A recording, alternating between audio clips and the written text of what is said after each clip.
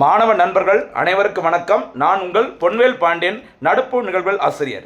இன்றைய தினத்தில் நம்ம பார்க்க போகிறது ஒரு சிறப்பு வீடியோட தலைப்பு தமிழ்நாடு காலநிலை உச்சி மாநாடு. சரிங்களா? இந்த கிளைமேட் தொடர்பான ஒரு சூப்பரான ஒரு சமிட்டை வந்து தமிழ்நாடு அரசு இந்தியாவிலேயே முதல் முறையாக நடத்தினாங்க. இந்த முதல் காலநிலை உச்சி மாநாடு தமிழ்நாடு அரசினால் நடத்தப்பட்ட ஆண்டு 2022. சரிங்களா? இந்த மாநாடு சமீபத்தில் சரியா தமிழ்நாடு காலநிலை உச்சி மாநாடு 4.0 அப்படிங்கிற தலைப்பில் இந்த மாநாடு நடத்தியிருக்கிறாங்க. இந்த மாநாட்டில் தமிழ்நாடு முதலமைச்சர் சரியா மு.க. ஸ்டாலின் அவர்கள் என்னென்ன முக்கிய அறிவிப்புகளை அறிவிச்சிருக்கிறாங்க. இதுக்கு முன்னாடி நம்ம வேற என்னெல்லாம் பார்த்துருக்கோம் அப்படிங்கிற சிம்பிளாக ப்ரிலிம்ஸுக்கும் தேவையாக இருக்கிற மாதிரி, மெயின்ஸ் எக்ஸாமுக்கும் நமக்கு தேவையாக இருக்கிற மாதிரி ஒரு அருமையான ஒரு வீடியோ. தயவுசெய்து ஃபுல்லாக பாருங்கள், பயன்படுத்திக்கோங்க. சரியாம்மா? பார்க்கலாம். சரியா? தலைப்பு தமிழ்நாடு காலநிலை உச்சி மாநாடு 4.0. முதல் முறை நடைபெற்றது காலநிலை உச்சி மாநாடு தமிழ்நாடு அரசினால 2022. சமீபத்தில் பிப்ரவரி 16, பிப்ரவரி 17, எப்பமா பிப்ரவரி 16 மற்றும் பிப்ரவரி 17 ஆகிய தினங்களில் இந்த மாநாடு நடைபெற்ற இடம் எதுன்னு சொல்லி பாருங்க, சென்னை நந்தம்பாக்கம் வணிக வளாகம். சரியா? நிறைய தமிழ்நாடு அரசின் மாநாடுகள் பொதுவாக நடைபெறக்கூடிய ஒரு இடம் இந்த சென்னையில் இருக்கிற நந்தம்பாக்கம் ட்ரேட் சென்டர். அங்கே தான் இந்த மாநாடு பிப்ரவரி 16 மற்றும் பிப்ரவரி 17 ஆகிய தேதிகளில் நடைபெற்றது. மறக்காதீங்க, முதல் மாநாடு நடைபெற்ற வருஷம் 2022. சரியா? ஓகே. மாநாட்டில் கலந்து கொண்ட தமிழக முதலமைச்சர் மு.க. ஸ்டாலின் அவர்கள் சில முக்கியமான அறிவிப்புகளை வெளியிட்டிருந்தாங்க. அதுதான் நம்ம சிறப்பாக பார்க்க போகிறோம். தயவுசெய்து கொஞ்சம் பொறுமையாக பாருங்கள். சில திட்டங்கள் இருக்குது, சில சாதனைகள் இருக்குது, எல்லாமே முக்கியமானது. ப்ரிலிம்ஸும் கேட்கலாம், மெயின்ஸும் கேட்கலாம். திருப்பி சொல்கிறேன், ரொம்ப ஒர்த்தானது. கொஞ்சம் பாருங்கள். சரியா? ஓகே, பாருங்கள். சரி, இந்த மாநாட்டில் கலந்து கொண்ட தமிழக முதலமைச்சர் அவர்கள் என்னென்ன அறிவிப்புகளை அறிவிச்சிருக்கிறாங்க, தமிழ்நாடு எதில் சாதனை படைச்சிருக்கிறாங்க, அந்த பட்டியல் தான் இது. பாருங்க. ஃபர்ஸ்ட் தமிழ்நாடு பாருங்க, இப்படி பாருங்க. தமிழ்நாடு காற்றாலை மின் உற்பத்திகள் இந்தியாவிலேயே 2வது இடத்தில் உள்ளது. சரிங்களா? காற்றாலை உற்பத்தி, இந்த விண்மில் சொல்லுவாங்களே, அதை பயன்படுத்தி மின்சாரத்தை தயாரிப்பதில் இந்தியாவிலே நம்பர் 1 இடத்துல இருக்குது குஜராத் மாநிலம். குஜராத்திற்கு பிறகு தமிழ்நாடு 2வது இடம். இதுவும் ஒரு சாதனை தான். ஓகேவா? அடுத்தபடியாக சூரிய ஒளி மற்றும் புதுப்பிக்கத்தக்க உற்பத்தியில் சரிங்களா 4வது இடம் பெற்று வளர்ந்து வரும் மாநிலங்களில் முன்னோடி மாநிலமாக திகழ்கிறது. ரொம்ப முக்கியமான ஒரு பாயிண்ட் சொல்லியிருக்கோம் பாருங்க. சூரிய ஒளி, சோலார், அதுக்கப்புறம் ரெனோவபிள் எனர்ஜி அப்படி சொல்கிற புதுப்பிக்கத்தக்க ஆற்றல் உற்பத்தியில் இந்தியாவிலேயே ஒட்டுமொத்தமாக தமிழ்நாடு எந்த இடத்துல இருக்காங்க? 4வது இடம். முதல் இடம் நோட் பண்ணிக்கோங்க, ராஜஸ்தான். செகண்டில் குஜராத்.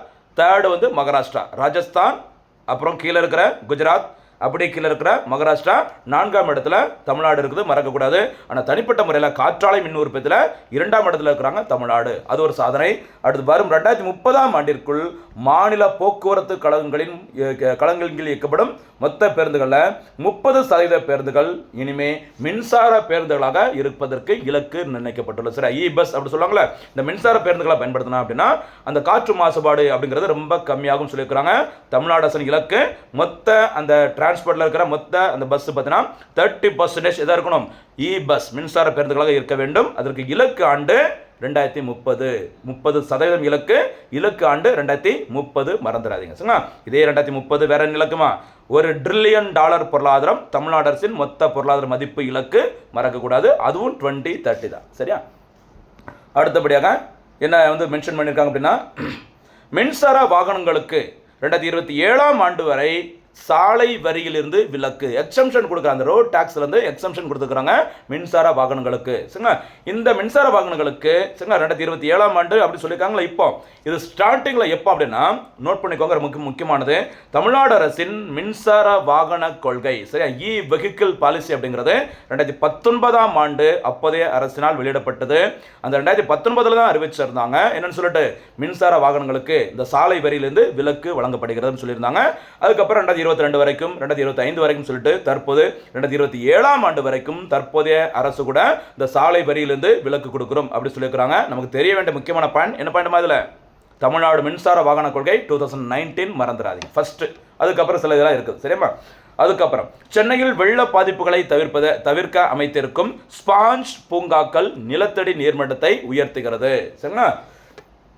அடுத்தபடியாக பசுமை போக்குவரத்து, அதை நம்ம ஏற்கனவே சொன்னதான் 2030ஆம் ஆண்டிற்குள் 30% பொது போக்குவரத்து பேருந்துகள் மின்சார மயமாக்கப்படும் சொல்லியிருக்கிறாங்க. அந்த இலக்கு எவ்வளவு சதவீதம் எந்த வருஷங்கிறத மறந்துடாதீங்க. அடுத்து முக்கியமான ஒரு திட்டம் பாருங்க, டிஎன் ஷோர் திட்டம். சரி, அந்த டிஎன் ஷோர் அப்படிங்கிறது எதுக்கு 2022ஆம் ஆண்டில் தொடங்கப்பட்டது இந்த திட்டம்? இந்த டிஎன் ஷோர் திட்டத்தின் முக்கியமான நோக்கம் கடலோர வளங்கள் மற்றும் நீல பொருளாதாரத்தை, இந்த ப்ளூ எக்கனாமின்னு சொல்லுவாங்கள்ல, அந்த நீல பொருளாதாரத்தை நிலைநிறுத்துவதற்கு 34 அலகு மாங்க்ரோவ் பாதுகாப்பு குழுக்களுக்கு 1.7 கோடி ரூபாய் நிதி ஒதுக்கீடு செய்யப்பட்டுள்ளது. அப்போ டிஎன் ஷோர் திட்டம் எதற்காக? கடலோர வளங்கள் நீல பொருளாதாரத்தை நிலைநிறுத்தி மேம்படுத்துவதற்கு. மறக்காதீங்க, சரிங்களா? அடுத்தபடியாக நீலகிரி, கோவை, விருதுநகர், ராமநாதபுரம் போன்ற மாவட்டங்களை கார்பன் சமநிலை மையங்களாக மாற்ற நடவடிக்கை எடுக்கப்பட்டுள்ளது. இந்திய அரசோட இலக்கு, இந்த கார்பன் சமநிலை இலக்கு ஆண்டு நோட் பண்ணிக்கோங்க, 2050. சரியா? பயன்படுத்தக்கூடிய கார்பன் அளவும் அதனால் வெளியிடக்கூடிய அந்த கார்பன் அளவும் சமமாக இருக்க வேண்டும். அதே சமயத்தில் கார்பன் உமிழ்வு 0, சரியா, அந்த 0 கார்பன் எமிஷனாக இருக்க வேண்டும். அதற்கான இலக்கு ஆண்டு மத்திய அரசோடது 2070. மறந்துடாங்க சார், 2070 0 கார்பன் எமிஷன் இருக்கணும், அது டார்கெட்டு. இதே கொஞ்சம் பார்த்துக்கோங்க, சரிங்களா? மத்திய அரசு அப்படி சொல்லியிருந்தாலும் தமிழ்நாடு அரசு முன்னோடியாக நிறைய திட்டங்கள் அறிவிக்கிறாங்க. அதில் ஒரு சில திட்டங்கள் தான் இப்போ நம்ம பார்த்துட்டு இருக்கோம், சரிங்களா? அடுத்து முதல் முறையாக உள்ளூர் மீனவ மக்களை கொண்ட 2 கடல்சார் உயர் அடுக்கு படைகள் உருவாக்கப்பட்டுள்ளன. சரி, அந்த கடற்கரை பகுதிகளை பாதுகாப்பதற்கு உள்ளூர் மீனவர்களை வச்சுக்கிட்டு கடல்சார் உயர் அடுக்கு படைகள் தமிழ்நாடு அரசினால் உருவாக்கப்பட்டுள்ளது. ஒரு சிறப்பம்சம். அடுத்தபடியாக இன்னொரு முக்கியமானது பாருங்க, தமிழ்நாடு நெய்தல் மீட்சி இயக்கத்தின் கீழ், சரியா, நெய்தல் மீட்சி இயக்கத்தின் கீழ் இந்த நெய்தல் மீட்சி இயக்கம் தொடங்கப்பட்டது 2022.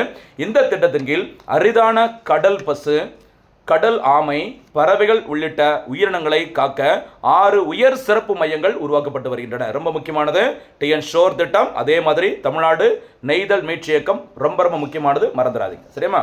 அடுத்து இந்தியாவிலேயே முதல் முறையாக பார்த்துக்கோங்க, இந்தியாவிலே முதல் முறையாக ரூபாய் 1000 கோடியில் பசுமை கால நிதியம். ரொம்ப முக்கியமான ஒரு பயணமா, சரியா? பசுமை காலநிலை நிதியம், சரியா?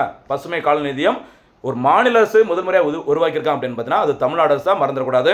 சுற்றுச்சூழல், பொருளாதாரம், தூய்மை மற்றும் போக்குவரத்து சார்ந்த அந்த தொழில்களை ஊக்குவிக்க இந்த நிதி வழங்கப்பட்டிருக்கிறது. ரொம்ப முக்கியமானமா, ஞாபகம் வச்சுக்கோங்க, சரிங்களா? அடுத்தபடியாக ஒரு புரிந்துணர்வு ஒப்பந்தம், சுழற்சி பொருளாதாரம், சரி, இந்த சர்க்குலர் எக்கனாமியை மேம்படுத்த சென்னை ஐஐடியுடன் தமிழ்நாடு அரசு ஒரு ஒப்பந்தம் போட்டிருக்கிறாங்க. அது ஒரு செய்தி. அடுத்தபடியாக கடல் பசு பாதுகாப்பு, ரொம்ப முக்கியமானது. தஞ்சை மனோராவில் கடல் பசு பாதுகாப்பு மையம் அமைப்பதற்கு அடிக்கல் நாட்டப்பட்டுள்ளது தமிழ்நாடு அரசினால. ஒவ்வொரு செய்தியும் ரொம்ப முக்கியமானதுமா, ஓகேவா? அடுத்து தமிழ்நாடு பசுமை காலநிதி வழங்கப்பட்டது. யாருன்னா சொல்லியிருந்தாலும் அந்த 1000 கோடி அது வந்து வழங்கியிருக்கோம் அப்படின்னு சொல்லியிருந்தாங்க. அடுத்தபடியாக சென்னை, கோவை, திருநெல்வேலி, திருச்சி நகரங்களுக்கான வெப்ப அபாய குறியீடு வெளியிடப்பட்டுள்ளது. சரிங்களா? இந்த ஹீட் ரிஸ்க் இண்டெக்ஸ், இங்கெல்லாம் அதிகப்படியான அந்த வெப்பம் இருக்கும் அப்படிங்கிற மாதிரி ஒரு வெப்ப அபாய குறியீட்டை வெளியிட்டுக்கிறாங்க. எந்த நகரங்களில்? சென்னை, கோவை, திருநெல்வேலி, திருச்சி, மறக்கக்கூடாது, சரியா? ரொம்ப சூப்பரான ஒரு செய்தி. அடுத்தபடியாக தமிழ்நாடு முழுவதும் நடவு செய்ய கிட்டத்தட்ட 5 லட்சம் சந்தன மரக்கன்றுகள் வழங்கப்படும். சரி, சந்தன மரம் யார் கவர்மெண்டோட பெர்மிஷன் இல்லாமல் வளர்க்க முடியாது, அரசாங்கத்தோட அனுமதியில் நம்ம வந்து இந்த சந்தன மரத்தை வளர்க்க முடியும். 5 லட்சம் எண்ணிக்கையில் இந்த சந்தன மரக்கன்றுகள் தமிழ்நாடு அரசு முழுவதும் சரிங்களா வழங்கப்படும் சொல்லி அறிவிச்சிருக்கிறாங்க. அதே மாதிரி பார்த்துக்கோங்க, அலையாத்தி, சவுக்கு மரம், பனை மரங்கள் ஆகியவை நடவு செய்யப்பட்டு அதன் மூலம் கடலோர பகுதிகளில் இயற்கை பேரிடர்கள், இந்த சுனாமி அந்த மாதிரி அல்லது ஒரு நிலச்சரிவு, ஓகேவா, அந்த மண் அரிப்புலாம் சொல்லுவாங்கள்ல, அந்த மாதிரி இயற்கை பேரிடர்களை தாக்குப்பிடிக்கும் உயிர் கேடயங்கள் உருவாக்கப்பட்டிருக்கின்றன அப்படி சொல்லியிருக்கிறாங்க இந்த மாநாட்டில். அடுத்தபடியாக தற்போது மொத்தம் 380 மின்சார பேருந்துகள் சென்னையில் இயக்கப்பட்டு வருகிறது அப்படி சொல்லியிருக்கிறாங்க. சரியா? இதுதாம்மா தமிழ்நாடு காலநிலை உச்சி மாநாடு 4.0 தமிழக முதலமைச்சர் அவர்கள் அறிவித்த முக்கியமான சில அறிவிப்புகள், சில திட்டங்களும் சொல்லியிருக்கிறோம். நல்லா பயன்படுத்திக்கோங்க, தேர்வில் வெற்றி பெறுங்கள். சரியாமா? இன்றைய பதிவிற்கான ஒரு சில கேள்விகள் மட்டும் நான் கேட்குறேன். தமிழ்நாடு அரசின் முதல் காலநிலை உச்சி மாநாடு, சரி, சூப்பர் 6 பதிலாக ஒரு சூப்பரான ஒரு சில கேள்விகள் கேட்குறேன். தமிழ்நாடு அரசின் முதல் காலநிலை உச்சி மாநாடு எந்த ஆண்டு நடைபெற்றது? அதே மாதிரி இந்த டிஎன் ஷோர் அப்படி சொன்னால TNSHORE அது ஒரு ஷார்ட் நேம், அதோட விரிவாக்கம் என்ன? நெய்தல், அது 2வது கேள்வி. 3வது கேள்வி, நெய்தல் மீட்சி இயக்கம் எப்போது தொடங்கப்பட்டது? சரிங்களா? இதற்கான பதில்களை இந்த வீடியோ ஃபுல்லாக பார்த்துட்டு பயன்படுத்திக்கோங்க. மறுபடியும் சொல்கிறேன், இது ப்ரிலிம்ஸுக்கும் யூஸ்ஃபுல்லாக இருக்கும், மெயின்ஸில் கண்டிப்பாக இந்த கேள்வி இடம்பெறுவது உறுதி. பயன்படுத்திக்கோங்க, தேர்வில் வெற்றி பெறுங்கள். மீண்டும் சந்திக்கலாம். நன்றி, வணக்கம்.